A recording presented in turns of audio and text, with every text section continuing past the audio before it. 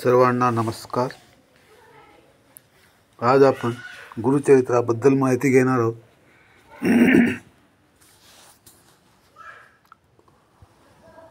तर गुरुचरित्रामध्ये गुरूंची महत्त्व सांगितलेले आहे आणि त्यामध्ये सद्गुरू श्री नरसिंह सरस्वती स्वामी यांची माहिती दिलेली आहे.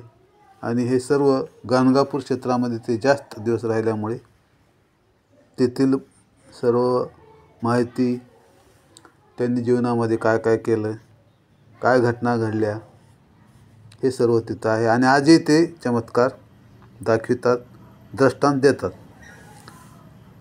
तर महत्त्वाचं म्हणजे गुरुतत्व समजावून घ्यावे असं ज्याला वाटतं त्यासाठी अनंत जन्माचे पुण्य लागते. हा भक्तितत्वाचा सिद्धांत आहे की भगवंताला जोपर्यंत वाटत नाही की जीवाने आपल्याला ऐकावे, तोपर्यंत जीवाला पण वाटत नाही की भगवंताला ऐकावे. देवतांच्या कृपेशिवाय मनुष्य जन्म लाभत नाही. मनुष्य देह जरी मिळाला तरी मनुष्यत्व, माणुसकी त्यामध्ये नसते. त्याला सत्संग लाभत नाही. मनुष्य जन्म हा दुर्लभ आहे. यामध्ये बरेच अवतार झालेले आहेत महाराष्ट्रामध्ये, भारतामध्ये. बाकीचे सर्व अवतार झाले, आले आणि गेले, परंतु दत्तप्रभू चारही युगात आहेत. आणि ज्ञानोबांची परंपरा ही दत्तप्रभूंची आहे. या सर्वांचे आदिगुरु महादेव आहेत.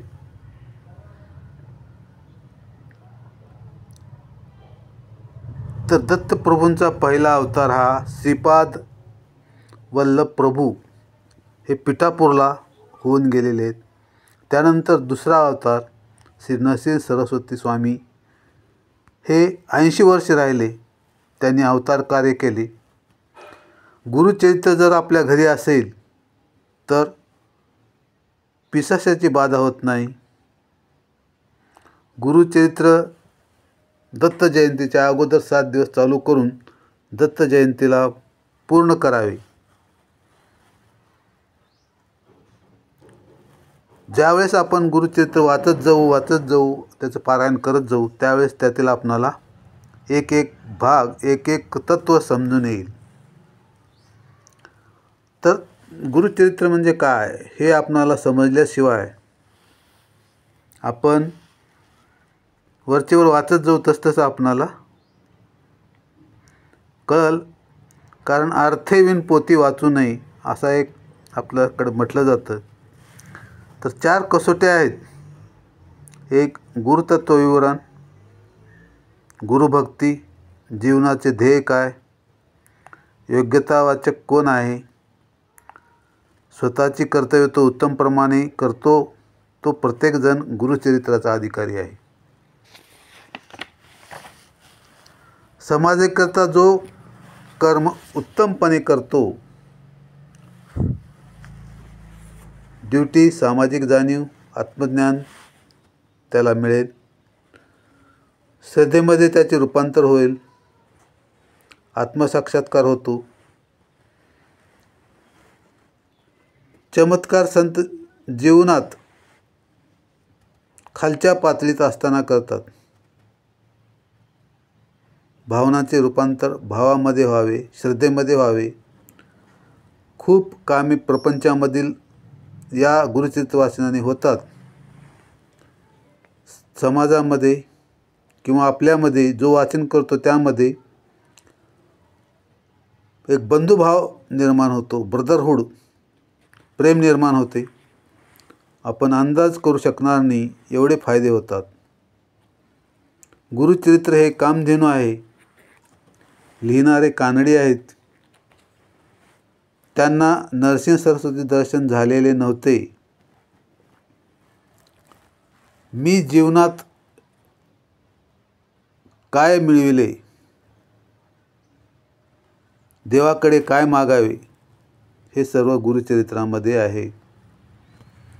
तर याचा पहिला अध्याय जो आहे तो गुरुचरित्राची किल्ली आहे. तर आपले विचार हे सकारात्मक असावे हे महत्त्वाचं आहे. भगवंत माझे कल्याणच करणार हे आपण ठाम विश्वास ठेवला पाहिजे. त्यामध्ये नाम महत्त्वाचे आहे. शिव म्हणजे कल्याण. आज आध्यात्मिक विचाराची फारच कमतरता आहे. मेंटली व फिजिकली आजचा माणूस पूर्वीपेक्षा वीक झाला की स्ट्रॉंग आहे हे आपणाला समजत नाही. आपण सगळे सुखी व्हायला पाहिजे. पूर्वी अध्यात्म श्रवण होते, गावोगावी पोथ्या लावल्या जात होत्या, त्या ऐकल्या जात होत्या, त्यामुळे मानसिक ताण कमी होत होते. गुरुतत्वाची तळमळ लागली पाहिजे.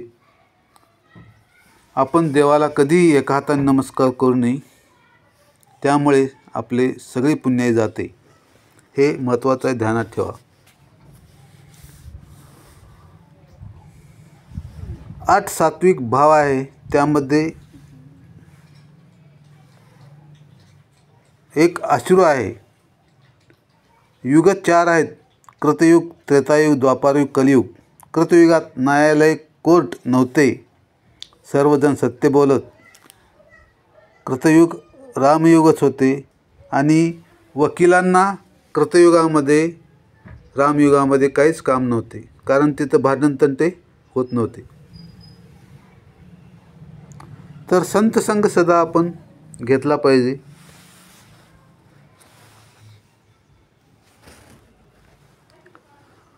भगवान शिव काशीला प्रत्येकाच्या कानात श्रीराम जय राम जय जय राम हा मंत्र देतात आणि त्याला मुक्ती देतात. औषध हे रोग्यांना असतं, भोगांना नाही. आपण पूर्वजन्मात जे काही भोग केले आहेत त्यासाठी आपणाला त्या भोगाचे परिणाम आपणाला स्वतःलाच भोगावे लागतात. देहभोग, देहरोग हे आपणांना भोगावंच लागतं. आपल्या स्वतःच्या कामात मग्न असणारे एकनिष्ठ भक्त पुंडलिक होते. ज्याच्या पाठी सद्गुरू असतील त्या ठिकाणी कलीने त्रास देऊ नये, असं कलीला आदेश दिलेला आहे दत्तप्रभूंनी.